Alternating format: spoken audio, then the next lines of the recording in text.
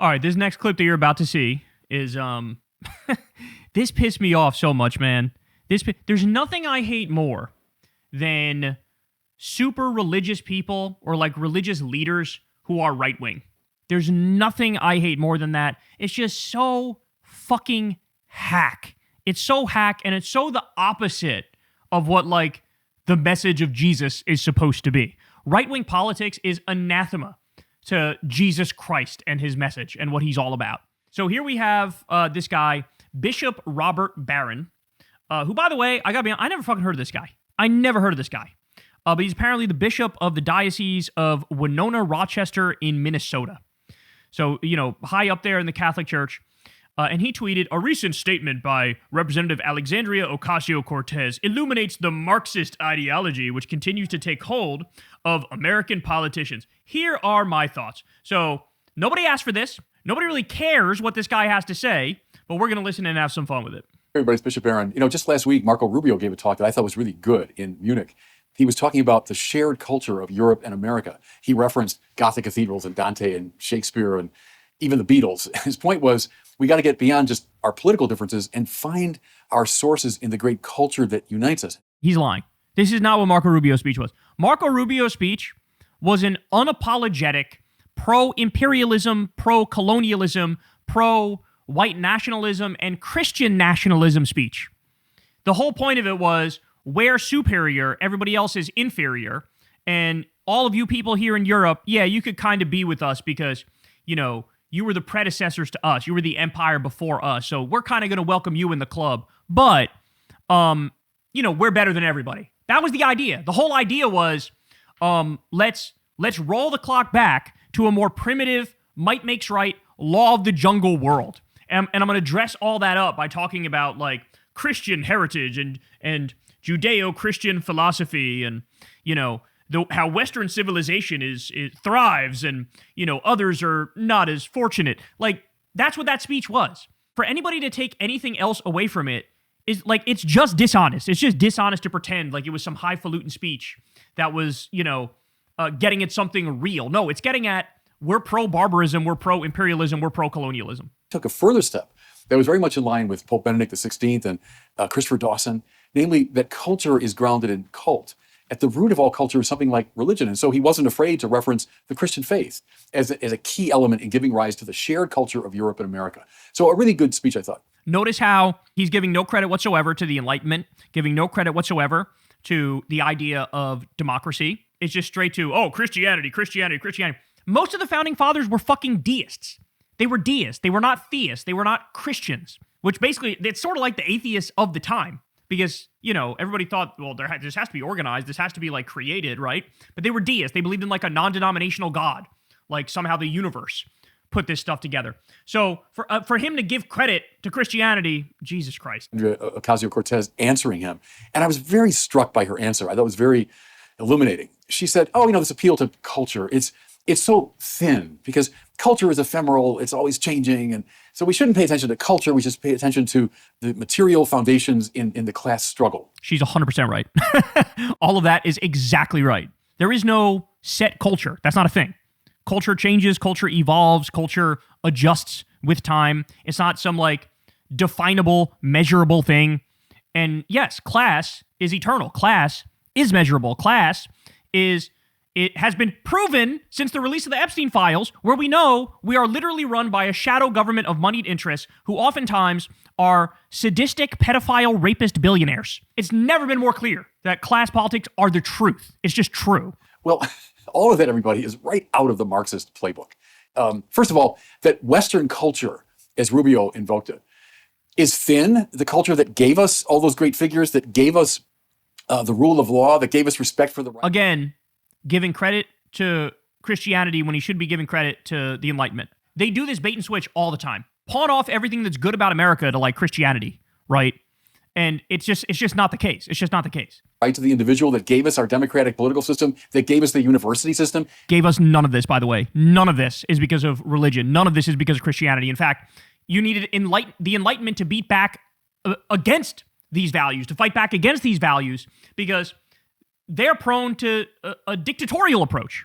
that's thin. And your argument is, well, because cultures always change. Well, that's a banality. I mean, of course, cultures are alive, they change and evolve. It doesn't mean for a second we can't identify the key elements within a culture that gives it its character. No, you're just pretending that the key element is Christianity when it's not. But also this, to characterize culture as thin is a Marxist move. Marx said that culture is... Notice how he keeps trying to do this like the boogeyman, like, oh, it's a Marxist thing, it's a Marxist thing. Yeah, but it's also correct. And by the way, let's be serious, Alexandria Ocasio-Cortez represents the values of Jesus Christ about 1,000 times more than this guy does, even though he's got that big-ass cross around his neck, okay? And that's what I can't stand about this. If you're going to be serious about the message of Jesus Christ, if you're going to be serious about the New Testament, if you're going to be serious about how to act in this world being guided by those principles, you would be a Marxist. You would be a leftist. You would be like, the previous pope, who's a Jesuit, who cares about, like, acts of good, doing deeds to try to help people, help the less fortunate, feed the hungry, put clothes on the homeless, look after the sick, take care of the downtrodden. The Bible is very, very anti-rich. They're anti-wealthy. And here he is besmirching this is a Marxist idea. Yeah, and Marxist ideas are much closer to the philosophy of Jesus, the guy you claim is God. Like an epiphenomenal superstructure on top of the economic substructure. And don't be distracted, therefore, by... Listen to this loser trying to sound like fucking Jordan Peterson, who's currently in, like, a benzo-induced state of psychosis, barely hanging on to life. And here he is trying to, like, mimic the fucking flowery bullshit way he talks. Marx said that culture is simply an epiphenomenal superstructure on top of the economic substructure. And don't be distracted, therefore, by the culture. That's just protecting the economics at bottom. Well, again, listen to her. Let's pay attention to the material conditions and to class struggle. Again, that's the Marxist playbook.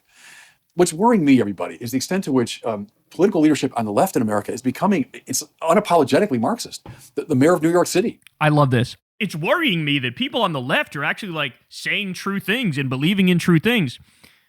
This is a supposedly Catholic Christian figure who's bemoaning the left at the exact moment that the right is building concentration camps. The right just deported a 2-month-old baby who was deathly sick with bronchitis. They just deported him. Okay? Trump is starting multiple new wars on a daily fucking basis. The Venezuela attack, the Iran attack, the Somalia bombing, Nigeria bombing, the threatening of Greenland and Mexico and Panama, Cuba. You got all this going on. He's whining and bitching and moaning because the left is correctly analyzing things through a Marxist perspective. Meanwhile, the right is literally building concentration camps, ushering in fascism, rolling the clock back to outright might makes right, law of the jungle, hardcore imperialism and colonialism. And his bone to pick is with the left. Shows you how serious this guy is about actually trying to live the values of Jesus Christ. He's not. And this is why I hate right-wing Christian people. I hate them. I hate right-wing religious people. I hate them. Because, like, they don't take their religion seriously. Not at all. Not even a little bit. Not even a little bit. They're hateful little bigoted freaks, and they cling to horrible political values and then, like, try to make up for that by virtue signaling and talking about how much they believe in Jesus. That's what it is. But these things are not compatible. You can't be, oh, I'm a believer in Jesus and I care about his message, but also let's deport all the undocumented immigrants. Let's go after innocent families. Let's bomb another 7 countries. Let's greenlight some more Trump corruption. Let's fucking destroy the economy further and give all the money to the billionaires as we kick people off their health care. He's calling for the confiscation of private property, of seizing the means of production. He did not go full communist. He did not call for seizing the means of production. He did not call for confiscating private property. He called for raising taxes on the rich, which is something that, 90% or more of the Democratic base wants and the majority of the country wants? It's unapologetically Marxist. The mayor of New York City, the warmth of collectivism. He's calling for the confiscation of private property, of seizing the means of production. All language right out of the Communist Manifesto. Might I encourage followers of, Mayor Mamdani and AOC, talk to some of them. They're still alive, some of them. The people that fled Marxist tyranny. The country is going full fascist. We are witnessing fascism. Look at Stephen Miller. Look at Donald Trump. Look at what they're doing. 23 concentration camps being built right now. Innocent people sent to CCOT where they've been raped and tortured. They're not abiding by the Constitution. They're not abiding by due process. They don't even care if they have a warrant. They're illegally going into people's houses and seizing them. And you're talking about, oh, Marxist countries, go talk to somebody who lived there. It was actually really bad. Do you have anything to say about the fact that the government that you support right now is ushering in fascism? Do you have anything to say about that? Do you have anything to say about NSPM 7, where they're saying if you dissent from the government, you go on a terrorist watch list? Do you have anything to say about that? Or are you going to sit here and virtue signal about how you're anti-left wing? I can't take these people seriously. I can't. That fucking giant cross around his neck, and he's like, I basically hate everything this guy stood for. I hate Jesus Christ. I hate Christianity. I hate the message of this. I'm going to sit here and scare people about Marxist ideology. Meanwhile, Jesus was a communist before communism was a thing. People laboring under it to this day in Cuba, North Korea, Venezuela, etc. And then this too. It concerns me not just as someone who follows politics, but as a bishop of the Catholic Church. Marx himself said the first critique is a critique of religion. And his political adepts based as shit followed him. The first thing that the Marxist tyrannies went after in most cases was religion. I'm getting a little concerned that in some of these leading figures in our own politics, a Marxist philosophy is taking hold. As a religious leader, this is concerning me quite a bit. Is he trying to pretend here that, like, oh, Zoran Mamdani is going to ban people from being religious in New York City? This is the same shit as fucking Randy Fine's fat ass going, they're going to ban owning dogs as pets. No, you guys are just making shit up. The right is undefeated at making up some dumb bullshit and being scared of it. Pretending like the left believes something that we don't believe and then like hiding under a table and being terrified of that. I'm anti-religion in the fact that it's bullshit, it's made up, it's not true, it's not real, okay? I'm against the lies that are perpetrated with it, like creationism, for example, but that doesn't mean I'm going to ban being religious. But I think that's what he's doing, is he's trying to insinuate here that, like, they're going to ban being religious. As a religious leader, this is concerning me quite a bit. Take a look, everybody. Attend to the language. In a way, they're telling us who they are and what they're for. And I think that should be very concerning to everybody. And God bless you. Yeah, I think being right-wing is a mental disorder. I actually believe that at this point. I mean, watching that, it's so insufferable. So insufferable, so smug. We literally have... imperialism and colonialism, fucking 1800 style, came roaring back under Donald Trump. He's the warmonger of all warmongers. At the same time, they're building concentration camps, ushering in fascism, and like waging a war against immigrants and dissidents. And this motherfucker's up there like, Marxism might come take over, and they're trying to support Marxism. And Jesus was a motherfucking Marxist before Marxism was a thing. Okay? And if you can't see that Jesus was left-wing, I don't trust your ability to analyze fucking anything. Nothing. So anyway, hope you enjoyed that weirdo who's part of a child diddling cult smugly lecturing AOC and falling flat on his face. Hey y'all, do me a favor and like and subscribe. It helps out big time in the algorithm. Click the bell as well for notifications when videos drop, and watch that video on screen right now. You know you want to.